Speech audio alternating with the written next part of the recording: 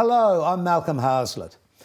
Leaving home at the age of 13 and ending up performing in Las Vegas. Now, there's a story. Who is it? We'll find out next on Our Time. Hello and welcome to Our Time. I've interviewed a lot of very interesting people on this program, and this next gentleman's story is fascinating to me. It's a story a lot of people dream of, but perhaps not with the start that it had. Please welcome Nathan Newman to Our Time. Hello, Nathan. Hello. You really had the most amazing story. And we met probably only a few days ago, and I was so amazed with your story, I just had to let other people know your story. You may not see it as interesting as it's been because it's been your life. So you were born. Yes, at some point that happened. It did. Yeah. And at the age of 13, what caused you to leave home? I was a little bit of a delinquent, and I was kind of caught up into some rough situations at school. Single mum, so not a lot of discipline, and another rambunctious young brother. So we got to a lot of mischief, I guess. We ended up getting ourselves evicted from a house through just some various misadventures. And then Was it your fault? it was, yeah, I would say predominantly my fault. Did you try and catch the place on fire or something interesting? We just had a series of parties that escalated week to week, and by the end of it... You were 13? Yeah. But we went to some rough schools with some, like, I don't know, just some animal kids, man, that just wanted to party. Adelaide suburban kids. Suddenly, you've got no home to live in, and you literally left the family unit. Yeah, we all went our own kind of ways at that point. My brother went somewhere, my mum went somewhere, and I went where I went, yeah. And where was that? Well, at the time, I didn't really have anywhere to go. So there's a primary school in Adelaide. I think it's Paynham or Packen Primary or something like that. There is a Paynham. Yeah, I was just kind of, they had these tunnels that were I don't know, What, sheltered. part of a playground? Was it? Yeah, a playground. There was like a playground area. It sounds really creepy when I talk about it, but they had tunnels that just essentially sheltered you from the elements. And I had friends who hung out in that area, so I knew if I just stayed in that area, I'd still have people to see during the day. I just like slept in the tunnels at night. And did you go to school during the day there? Not during this period of my life, no. Right. Yeah. And what happened next? A friend of mine who lived right next door to the school, his mum kind of saw what was happening and took, I guess, a responsibility to take me in, and she said I could stay there for a couple of weeks. I ended up staying there for like a year, so she took me and stuff. Going back to the tunnels at school, how did you eat? Where did money come from to buy food? I had a little bit of money, but Came from where? I had like cash on me that I asked people for and stuff. Oh, okay. But I very quickly got given Centrelink as a young person because of my... And that's remarkable It in is. itself. It is not normal because normally No. I think you need to be 15 or 16, but because I had clear evidence of like being homeless and extreme duress, I guess, they counted it as a special dispensation. So they gave me money from a younger age than is normal, yeah. That's amazing. So the next stage in life was? I guess I found another school to go to. I started training martial arts through some fortunate circumstances.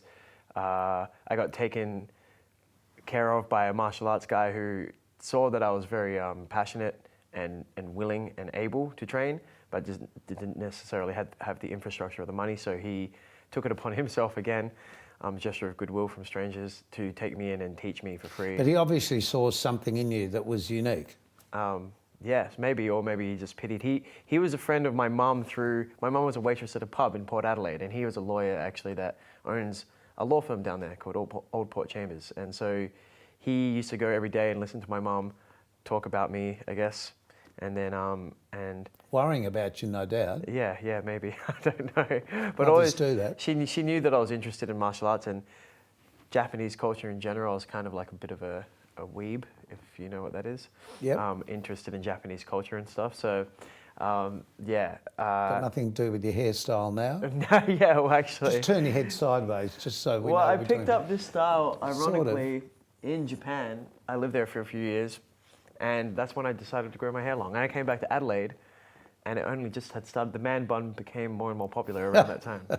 So you just got a deviation of. Yeah. So now, along the lines of the martial arts training, how far did you go with that? I did karate obsessively for maybe 6 to 7 years. And did that give you a personal discipline you hadn't had before? It definitely forced me to reassess my daily life, because if I wanted to train consistently and feel good, I had to feel good, so I had to sleep well and eat well. And then I also had to have some sort of schedule that I could fit that training in. So the classes were at the same time every day, so I had to make sure I was free at that time. And so I introduced a structure into my life that previously hadn't existed. My mum wasn't the most strict woman, so she just let us do what we wanted as kids. She never really enforced any kind of day-to-day ritual. And so I guess that was helpful. Yeah. It's interesting, isn't it, though, how, as you say, that it is interesting that as humans we actually need that discipline to end up being happy. Were you happy as a kid, do you think?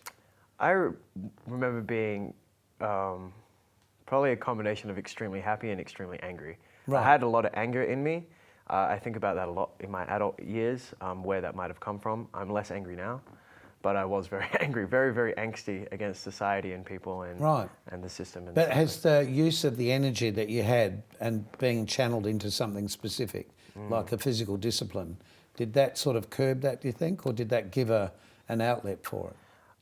Hard to say, because I don't know any different, but it kept me out of trouble, and a lot of the kids I grew up with were not kept out of trouble. We were, like I said, delinquents who were doing, nefarious behavior after dark, like just crimes,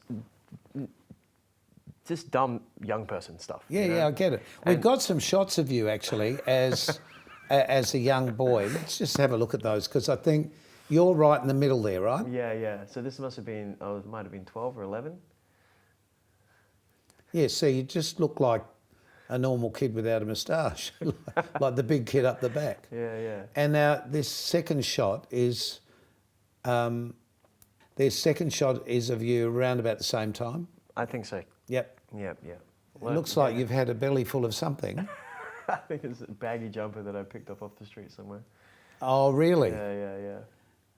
I don't know even. So a friend of mine took this photo, not a family member or anything. It was a high school friend that I reconnected with recently. Just pure. Isn't that wonderful though that happened? Yeah. Yeah. So she sent me this. It's actually good to have something like that. Okay, so then somebody comes into your life and says you should learn circus skills. Yes. So I guess I met a performer, an actual full-time professional performer who spends all their time developing themselves in their craft, in their physical craft, and performing that craft. So she... Who I actually know because she started with the school that I run. Yes, exactly. Amazing how small the world is. Adelaide, small world. So she showed me that this was a career path that could be legitimate if taken seriously. So, and she saw that I had a lot of energy and passion. So I guess she wanted me to channel that in a very specific way. And so she suggested that I go to circus school. I did the audition, and by a dumb stroke of luck, I got here. Okay, but that meant relocating to Melbourne, to NICA. Yes. That's the National Institute Circus Arts. There you go. Brilliant. I even know about that. Yeah. And how long did you do there? It's a 3-year course. I only did 2 years of it before I got my job overseas. Okay. My first major job. So. And this is pretty amazing too. So you literally plucked out of that to go to the US. Yes. Yep. Yeah. And what was that? It was an offer to join all Australian dance group in America, because Australians have a lot of appeal to Americans, the accent and stuff like that. And it was a variety show, and they needed a variety of skills. I have in the performance industry a very unique set of skills, I guess. Which are? Capoeira. It's a Brazilian martial art with lots of acrobatics and dance, but it's a different way of moving, and I think that's what gives it its aesthetic taste that people like. And martial arts and other dance, like more street level dance as well, rather than classical dance, which is what you would normally see contemporary in ballet, in circus a lot. So. Right. So you never had a classical training or the sort of dance training that a lot of dancers have. Unfortunately, no. But it comes, but it's about discipline, whichever way you look at it. So did this end up in Vegas? Yes. Right from the beginning? Yeah. Yes, it wasn't my first performance job ever, but it was, and it wasn't my first international gig ever, but it was my first resident show offer. So these guys have a show in Vegas every single day, 5 days a week, and that was kind of like on. And you had to learn that show? Yes, yeah, I had a week to learn. And what were the challenges for you? I had to learn off a video, and then Of someone you were replacing? someone I was replacing. Yeah. So this wasn't an opportunity for you to create something for yourself. This was... Not yet. You've just got to follow this. Yeah. Okay. That came a bit later. Right. And speaking of a bit later, we'll be back a bit later to show you some of the things that Nathan has achieved.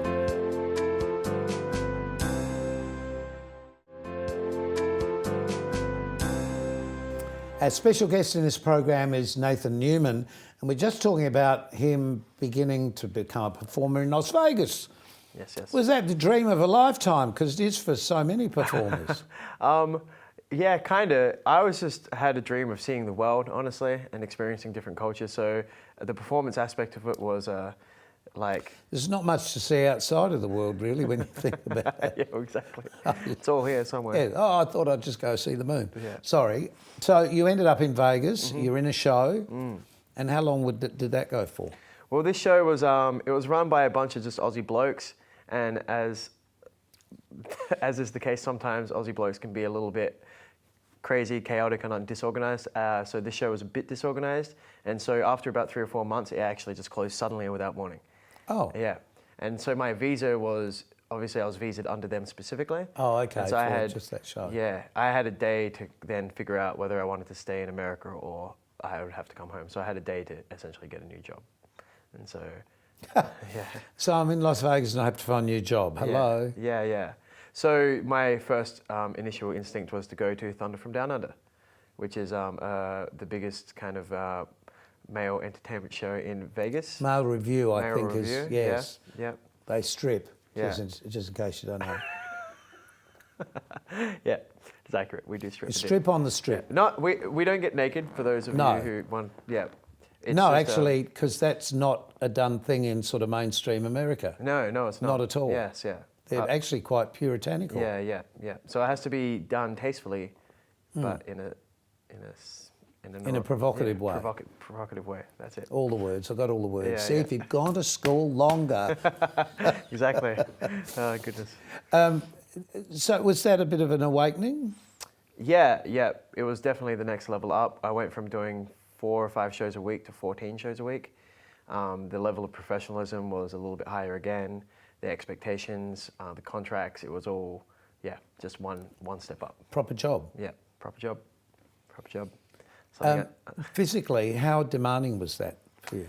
Extremely. So we did 14 1.5-hour shows a week. I was the acrobat and dancer of the show, so I was in every part of the show from start to end, and doing flips as well on top of that, so that already puts a lot of load on the body. But then outside of that, I still tried to train 4 to 5 hours a day.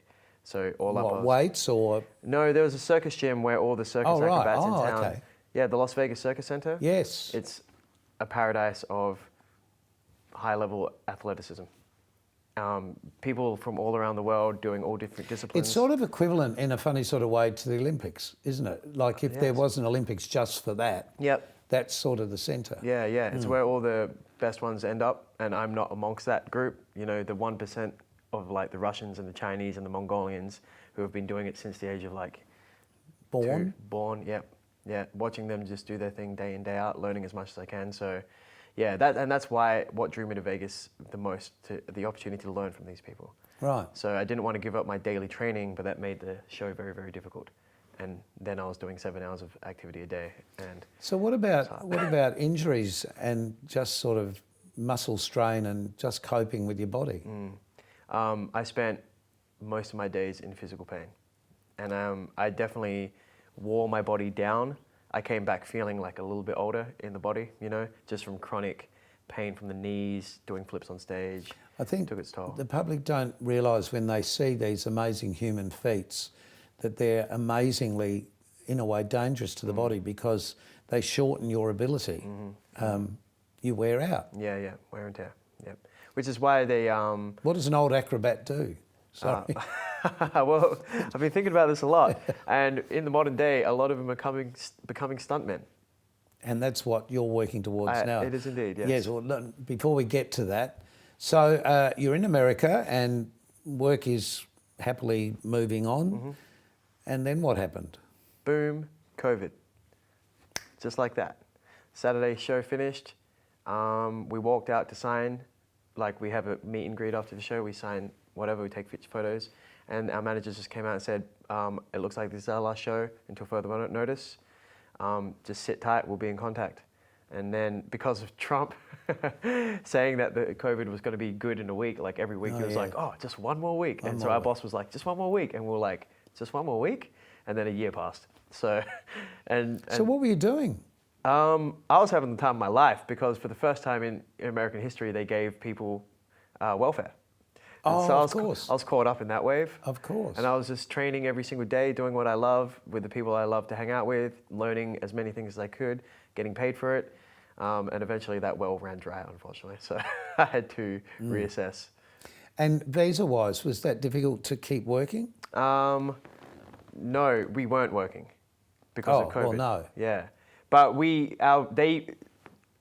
I think Trump essentially said everyone who's on a visa status is paused until the COVID emergency is done. So you weren't going to get kicked out if you were on a working visa and couldn't work, or on a study visa and couldn't study. Right. Yeah.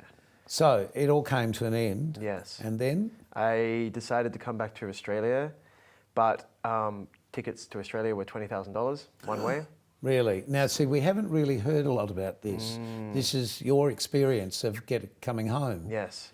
And we keep hearing about bringing people home, but the airfares are just astronomical. Yeah. The Australian government didn't do too much to help, but eventually I just got lucky, I guess. Yeah. I got very, very lucky. Well, that's a good thing. So you came home. Well, no. I had to make a choice. Do I buy a ticket for $20,000 or do I do something else? So I decided to move to Mexico. Oh, okay. I don't know this part of the story. Okay. And yeah, I went to Mexico and met some people. We went to Peru. I stayed in Peru for 3 months. When I was on a hike, I met an Australian woman whose husband worked for Delta Airlines in the middle of the Peruvian rainforest, and he got me a buddy pass for $400 home. And that's the only reason I was able to come home. How extraordinary. Yeah. And if that hadn't happened, You've got to write this down. This is an extraordinary life. It is pretty interesting, I guess, yes. It is pretty extraordinary. So now you're thinking, okay, I'm back in Adelaide and there's a film industry happening here, and your ex-trainer here in Adelaide is working in that area. He is indeed, yes. Yeah. He's him and a few of his friends from the martial arts industry kind of went towards Stunts 8 years ago, and they have slowly climbed to that echelon, close to the top now. And so, yeah, and they're doing really, really well, and they're having a lot of fun, so it seems like something that I want to do as well. So really the last sort of 18 months for everybody in the world has been both a challenge and an opening of other doors and other pathways. Do you feel this is now the direction you want to go in, or do you want to get back into the show world?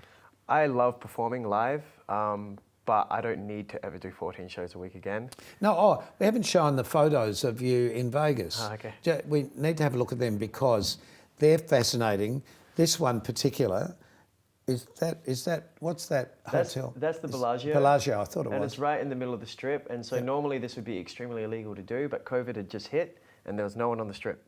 No one on the Strip. Yeah, it was completely empty for the first time in Vegas history. So we went out and just had some fun, I guess. Never went for a swim?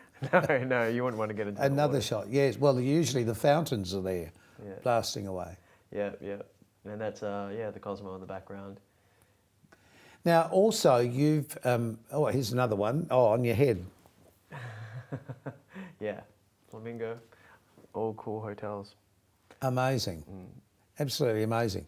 So you've also done some burlesque, some boylesque stuff. It's burlesque for a boy. Yeah.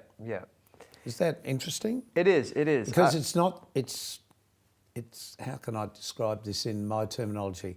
It's stripping with the tees, but not, and with clothes. Yeah, I would consider it more of like a skill-based act that has less of an emphasis towards stripping and more of an emphasis towards Entertainment. Provocation, seduction, entertainment, and all that kind of stuff. So Okay. I think it's a good. Lucky you put in the extra adjectives, I think. Or are they verbs? So you've been doing that where? Here in Australia? Yeah. Okay. Yeah, and teaching a little bit of it. There's a group here that dances, and so they have hired me to help manage and choreograph for them. Right.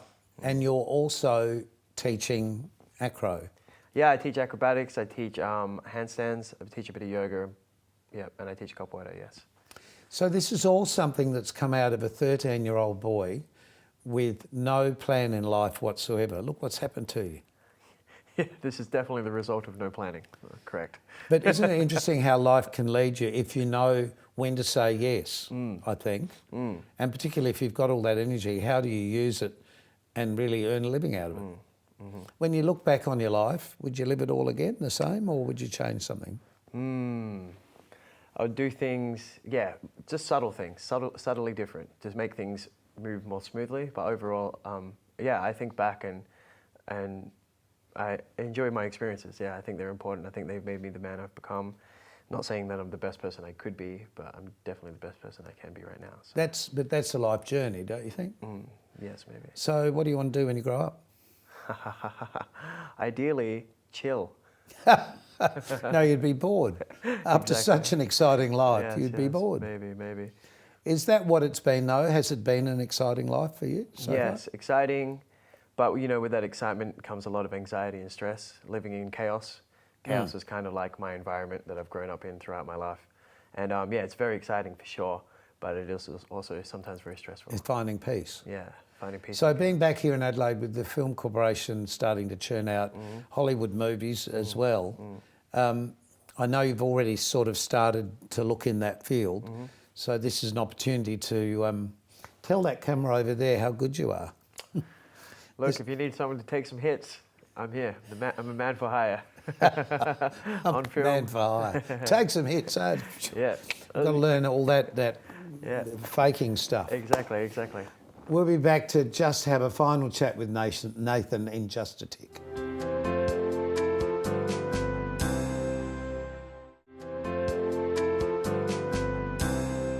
Welcome back to Our Time. In the break, we just found out something fascinating about Nathan. Tell us quickly the story of how you got the flight back to Australia. Okay, so I was on a hike in Peruvian rainforest and I met this Australian woman whose husband worked for Delta. Because That's he the was airline. The airline, Delta Airline from LA, he managed the team. If you work for Delta, I guess you get a couple of buddy passes a year to hand out to friends and family. These are $400 tickets that you can just take anywhere. But because of COVID, they had an embargo on these tickets, so you weren't allowed to use them because tickets were too valuable at that point, $20,000 one-way ticket, etc. So when he checked, he said he would check, but he thinks there's an embargo. But when he rang me, it turns out the embargo got lifted the day after I met him. So it was just really lined up quite nicely. Took a lot of stress off my shoulders, obviously. Just an incredible story. Yeah. I asked you before what you want to do when you grow up, and you said chill. But what do you really want to do? What is it you look towards in your life that you feel, yeah, that's something I really want to achieve now that I haven't so far? I would like to. I've spent my life receiving goodwill from strangers, and that helping me from as a kid, at-risk kid. I would like to somehow give back to the community by doing something similar. Getting at-risk kids with a lot of potential and energy and curiosity out in the suburbs of South Australia, which I think is, like a jungle out there. There's some specimens. I want to go find these specimens and help them be the best they can be, honestly. You want to find young Nathans. Yeah, well, just young, excited and passionate people who are physical and need an outlet for that physicality. And really have the joy of life. Yeah. Yep. Thanks, Nathan. It's been great talking with you. A real pleasure. My pleasure. And it's been great to have your company, as always. So until next time on Our Time, I should get everybody to say this. We just need you. No, keep yourself nice till then. Please do, and we'll see you soon. Bye.